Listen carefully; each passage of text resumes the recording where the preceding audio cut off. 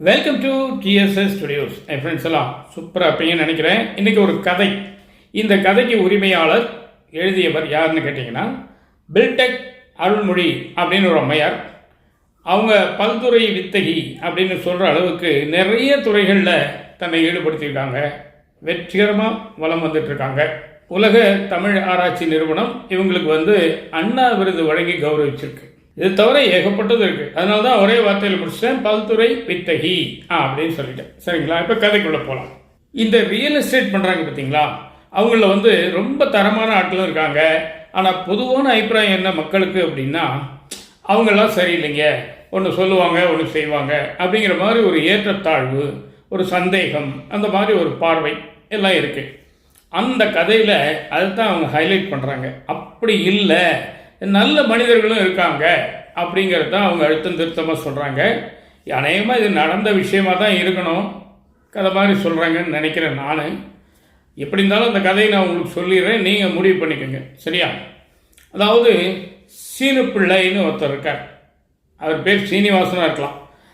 அவர் இடம் வாங்கி, மொத்தமாக இடம் வாங்கி அதை பிரித்து மனையாக விற்கிறாரு, வீடு கட்டி கொடுக்குறாரு. பேசிக்காக அவர் ஒரு சிவில் இன்ஜினியர். அவர் தன்னுடைய தொழிலை செஞ்சுட்டே இருக்கார். அந்த மாதிரி அவர் நேர்மையாக தொழில் செய்கிற காரணத்தினால அவருக்கு ஒரு பாராட்டு விழா நடத்துகிறாங்க. அப்போ அந்த பாராட்டு விழாவில் இவரை மையமாக வச்சு, நீங்கள் பிரமாதமாக இருக்கீங்க, ஒர்க் பண்ணுறீங்க, நல்ல நேர்மையாக நாணயமாக இருக்கீங்க, எப்படின்னு தெரியல இந்த காலத்தில் எப்படி, நீங்கள் அதை பற்றி கொஞ்சம் சொல்லுங்கள் உங்கள் அனுபவத்தைன்னு இவர்கிட்ட மைக்கு கொடுக்கும்போது இவர் ஆரம்பிக்கிறார்.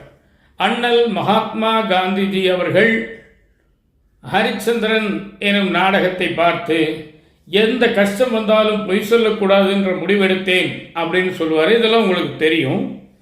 அதே மாதிரி எப்படி காந்திக்கு ஒரு ஹரிச்சந்திரனோ எனக்கு அப்படி ஒரு மங்கம்மா வந்தாங்க அப்படின்னு ஆரம்பிக்கிறாரு.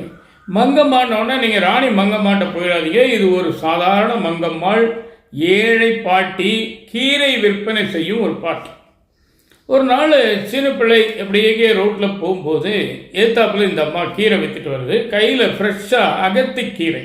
அடே அம்மாவுக்கு பிடிச்ச கீரையாச்சே அப்படின்னு சொல்லிட்டு ஒரு கட்டு எவ்வளோன்னு கேட்டு வாங்குறாரு. 15 ரூபா சாமின்னு அந்த அம்மா கொடுக்குது. இவர் ஒரு 20 ரூபா நோட்டை கொடுக்குறாரு. அந்த அம்மாட்ட சில்லறை இல்லை. சில்லறை இல்லையே ஐயா, அப்புறம் வாங்கிக்கிறீங்களா அப்படின்னு கேட்குது. பரவாயில்ல பாட்டி அப்படின்ட்டு இவர் போயிடுவார். சுமார் ஒரு 3-4 மாதம் கழித்து இவர் காலையில் எங்கேயோ நண்பரை பார்க்கறதுக்கு அப்படி ஒரு வாக் போகலான்னு போகும்போது அந்த காலை நேரத்தில் குளிரையும் பொருட்படுத்தாமல் தன்னுடைய ஜீவனத்துக்காக அந்த பாட்டி எதிர்த்தாப்பில் வருது. ஐயா ஐயா நில்லையா நில்லையா சத்து நில்லையா அப்படின்னு ஆரம்பிக்குது. தன்னுடைய சுருக்கப்போய் கையை விட்டு தேடி கண்டுபிடிச்சி ஒரு 5 ரூபா எடுத்து கையில் கொடுத்தான். ஏன் பாட்டி இதுக்கு என்ன அவசரம், பரவாயில்ல வைங்க. இல்லை இல்லை இல்லை அதெல்லாம் தப்புப்பா, யாருக்கு என்ன வாக்கு கொடுக்குறோமோ அதை நம்ம கரெக்டாக நிறைவேற்றணும், வாக்கு தவறக்கூடாது அப்படின்னு கொஞ்சம் அழுத்தமாக சொல்கிறாங்க. இவருக்கு ஏதோ தனக்கே சொன்ன மாதிரி ஒரு ஃபீலிங், அசரீர் சொன்ன மாதிரி இவர் நினைக்கிறார். இதைத்தான் அந்த மீட்டிங்கில் அவர் சொல்கிறார். என்ன சொல்கிறாரு, ஒரு எழுத படிக்க தெரியாத பாட்டி, வயசானவங்க, அது மட்டும் இல்லை பரம ஏழை, ஒரு 5 ரூபா மிச்சமான நல்லது அப்படின்னு அவங்க நினைக்கல, அந்த புண்ணியவானை தேடி கொடுத்தே ஆகணும்னு சொல்லி 3-4 மாதம் கழிச்சு என்கிட்ட கொடுத்தாங்க பார்த்தீங்களா, அந்த நேர்மைக்கு ஈடு இணையே கிடையாதுங்க. இந்த பாட்டிக்கிட்ட இருக்க நேர்மையை ஏன் நாம் கடைப்பிடிக்கக்கூடாது அப்படின்னு என்னுடைய ஆரம்ப காலத்திலேயே நான் பெரிய தவறுகள்லாம் செய்கிறதுக்கு முன்னாடியே இந்த ஒரு ஞானம் எனக்கு கிடைச்சதுனால, யார் பார்க்குறாங்களோ இல்லையோ மனசாட்சி இருக்குது, அது வேற யாரும் இல்லை, பகவான் கிருஷ்ணன் தான் அப்படிங்கிற மாதிரி இவர் அந்த மீட்டிங்கில் சொல்லி முடிச்சிட்டார். பார்த்தீங்களா, ஒரு நேர்மை சாதாரணமாக ஒரு கீரை வைக்கிற பாட்டிகிட்ட கிடைக்கும். இந்த நேர்மை எல்லாருக்குமே இந்த அனுபவம் இருக்கும். எத்தனை பேர் கடைப்பிடிக்கிறீங்க? சீனு பிள்ளைக்கு ஒரு பாராட்டு இந்த இடத்துல சொல்லிக்கலாம். நீங்கள் முயற்சி பண்ணுங்க. இதுதாங்க எனக்கு விஷயம். இந்த கதையை சொல்கிறதுக்கு அனுமதி கொடுத்த அந்த அம்மாவுக்கு மிக்க நன்றிகள். சரிங்களா?